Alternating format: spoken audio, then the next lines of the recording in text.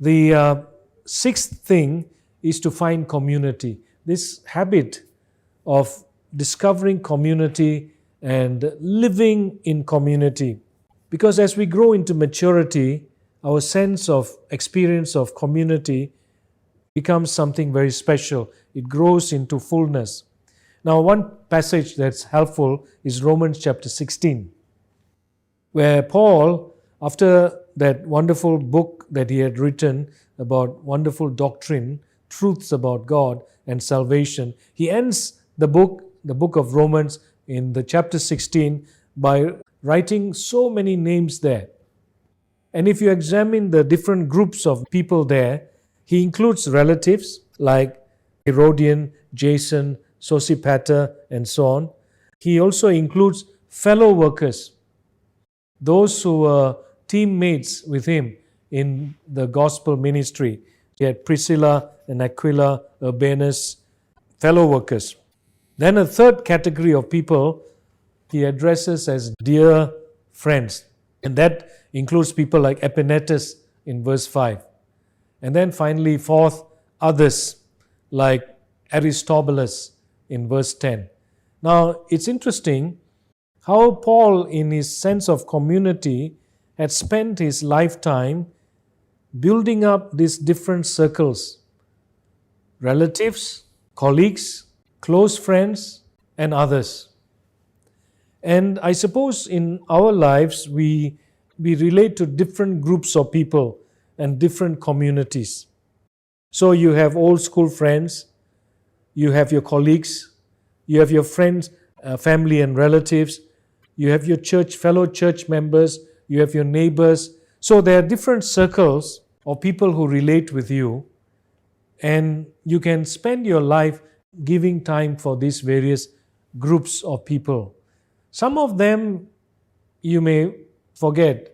They may not be so relevant, like school friends. After a while, you part company and you don't keep in touch, and they become less relevant to you, though some close friends from school remain in touch with you.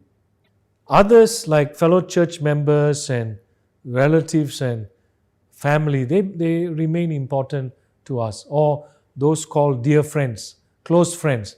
We keep the friendship going, and they are important to us. We must keep connected with them for their good and ours. The way that Paul, fondly asks about these various people. And he says, send them my greetings. Say hello to them for me. So even as he approaches old age, as he lives in old age, for him all these friendships are important. All these connections, all these relationships are important. So in our old age, we connect with these people and we maintain those connections. There is also this phrase, communion of saints.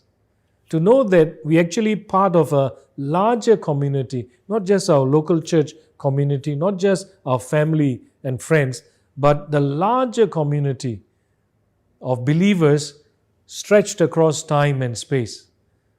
When we worship God on a Sunday, sometimes I feel exhilarated as I see this spiritually. It's not just my fellow church members worshiping God on this Sunday morning, but as I sing praises to God, I can almost hear St. Augustine and Irenaeus, Athanasius, Martin Luther and Calvin and John Wesley and Spurgeon. So many people, a cloud of witnesses also praising God. And my spirit is exhilarated, lifted, that there is this whole communion of saints praising God on a particular Sunday. And it's a foretaste of what's going to happen in heaven, because if you read the book of Revelation, the saints are gathered before the throne of God. And there's a wonderful crowd, so to speak, of believers, and they're all raising their voices in praise to God. What a wonderful way to prepare for heaven. When we here on earth, we sense that communion of saints. We sense that we are not alone. We are part of a wonderful throng of worshippers who have believed in God and who continue to believe in God. When we grow old, we should aim to have warm and loving relationships We should aim to be warmly and lovingly connected. One of the difficulties in old age is loneliness and this sense of being isolated. So it's important in our senior years to make sure we are in touch. Go to church, attend the Bible study, join the small group, send WhatsApp messages, not just passing rumors, but actually asking people how they are and sharing Bible verses, sharing God's truth that God has spoken into your hearts, giving them an encouragement. Keep in touch with others, different age range. Minister to all of them. So notice that Paul's list here encompasses a very broad spectrum of people. There are men and there are women. There are Jews and Gentiles. There are leaders and servants. There are slaves and nobles.